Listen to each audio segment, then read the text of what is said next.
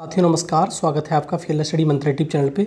साथियों यूपी लेखपाल भर्ती परीक्षा का जो रिप्लाई आया है आरटीआई का कि कितने छात्र किस कैटेगरी से लिए गए हैं, शॉर्ट लिस्ट किए गए हैं डीबी के लिए, उन सब के बारे में एक एक करके चर्चा करूंगा। और आपने न्यूज़ देख भी ली होगी, ऐसी बात नहीं है सारी कैटेगरी की, लेकिन मैं आपको एक एक डिटेल में बताऊंगा कि इसमें क्या हो सकता है और क्या आपको बेनिफिशियल हो सकता है और क्या आपको करना चाहिए आगे इसके लिए।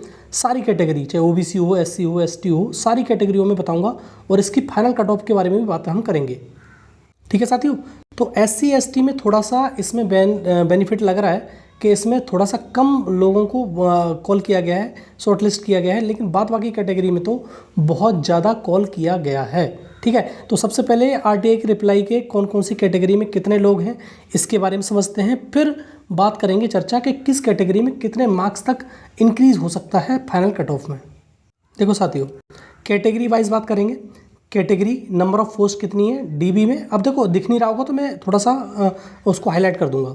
जैसे यूआर की बात करें, यूआर में 3271 पोस्ट हैं, लगभग 1.6 गुना अभ्यर्थी लिए गए हैं, 5323 अभ्यर्थी। ठीक है, ओबीसी में 2174 पोस्ट हैं, 6 गुना, सबसे ज़्यादा अभ्यर्थी यहीं पर हैं, 13554।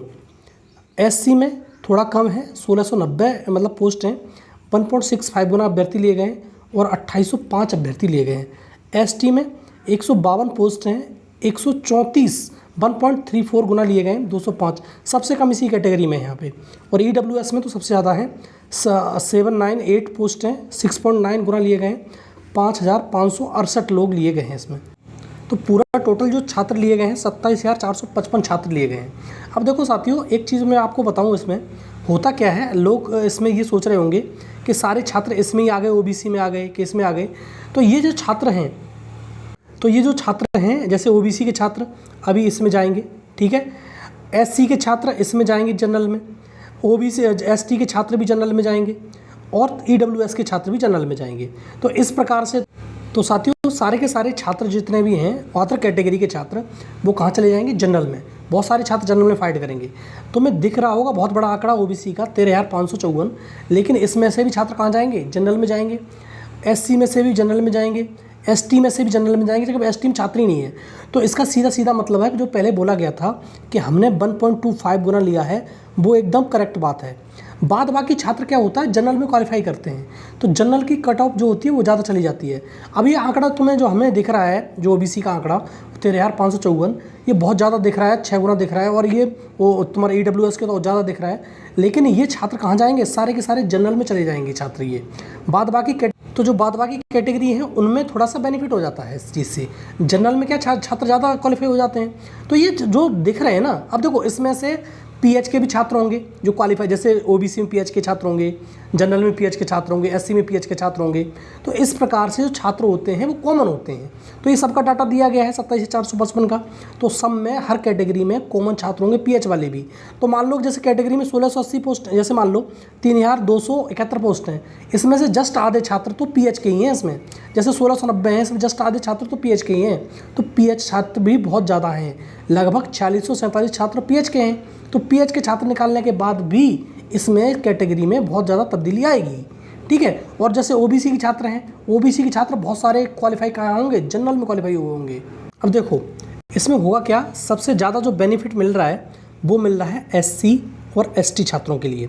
एससी और एसटी छात्रों के लिए जस्ट मुझे लग रहा है कि जितने भी मतलब कट ऑफ गई है उससे जस्ट थोड़ा सा ही कट ऑफ आगे बढ़ेगी, ज़्यादा कट ऑफ आगे बढ़ने वाली नहीं है। क्योंकि इनमें थोड़े से छात्र देखो एससी में और एसटी में ऐसे छात्र भी होंगे जो जनरल में क्वालिफाई किए होंगे। तो जो आंकड़ा होगा और कम रह जाएगा, वो 1.25 गुना का ही आंकड़ा रहेगा और ज़्यादा आंकड़ा नहीं रहेगा। लेकिन जैसे ओबीसी के छात्र हैं और ईडब्ल्यूएस के छात्र हैं, थोड़ा सा इनको क्या काम करना है वो मैं यहाँ पे आगे चर्चा करूँगा इसमें वीडियो में। सबसे पहले बात करते हैं फाइनल कट ऑफ कितनी रह सकती है इसमें। देखो साथियों, जो फाइनल कट ऑफ हो सकती है जनरल और यूआर की, जो मैंने पहले भी बताया था आपको, जो फाइनल कट ऑफ रह सकती है 78.5 से 0.5 आगे पीछे कर सकते हो, इससे ज़्यादा आगे पीछे नहीं होगी साथियों। ये ओबीसी की 78 और ईडब्ल्यूएस की 77.5। अब आप कहोगे कि छात्र तो इतने हैं, तो इसमें इससे कम कैसे रह जाएगी जनरल की कम रहने का इसकी ओबीसी और ईडब्ल्यूएस की कम रहने का कारण ये है कि ओबीसी और ईडब्ल्यूएस के छात्र कहाँ क्वालिफाई करेंगे, जनरल में क्वालिफाई किए होंगे। बात समझ में आ रही, जैसे मैं समझाया था। और एससी की जो कट ऑफ होगी वो इतनी फाइनल हो जाएगी 74.50 पर। क्यों, ज़्यादा बढ़ेगी नहीं, क्योंकि और एसटी की भी 67.50 या 67 पे ही तुम्हारी फाइनल कट ऑफ लग जाएगी। इससे ज़्यादा कट ऑफ नहीं बढ़ेगी, क्योंकि इसमें छात्र हैं ही नहीं, छात्र बहुत कम हैं। इसमें थोड़ी बहुत बढ़ सकती है, जो मैंने बता दिया आपको ऊपर। फिर भी इसमें छात्र कहाँ जाएंगे, छात्र जाएंगे जनरल में। अब देखो साथियों, एसटी की मैंने बता दी 67 या 67.50, एससी की मैंने बता दी 74.50, मैक्सिमम है इतनी। इससे फीमेल की 76.50, भूतपूर्व सैनिक की 69, स्वतंत्र सेनानी की है तुम्हारी 73, और पीएच की 19 कैटेगरी है इसमें 65 से 68 मैंने पहले ही बताया था, और आज भी बता रहा हूँ कि इतनी ही कट ऑफ लाई कर सकती है, इतनी वेरी कर सकती है। अब ओबीसी और एससी और एसटी जितने भी कैटेगरी है उससे कोई लेना देना नहीं है, लेकिन सभी कैटेगरी को एक काम करना है, सभी लोगों को मिलकर एक काम करना है कि बस डीबी स्किप अभियान पर आपको लगना है। अगर आपके नंबर बहुत कम है, रिस्की है, तो आपको डीबी स्किप करवाना ही पड़ेगा। लोगों से रिक्वेस्ट करनी पड़ेगी, जिनकी नौकरी लग गई है, जिनकी नौकरी हो गई है, उनसे कहना पड़ेगा। देखो, जिनकी नौकरी हो गई है वो तो वैसे ही फालतू में यहाँ पर डीबी कराएंगे, इनका कोई मतलब तो है नहीं, यहाँ पर तो नौकरी तो करने की नहीं है वो। लेकिन हाँ, अगर रिक्वेस्ट कर लोगे तो अगर तुम्हारे वजह से अगर उनका मतलब उन्होंने डीबी नहीं कराया तो आपको उसका बेनिफिट अवश्य मिलेगा, 100% मिलेगा।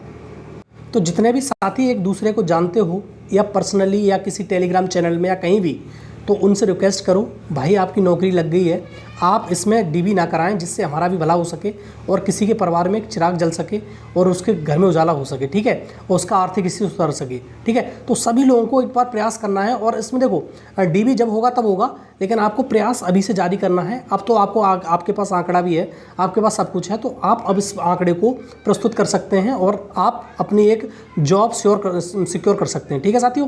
तो ये आपको करना ही करना पड़ेगा, ठीक है साथियों। धन्यवाद।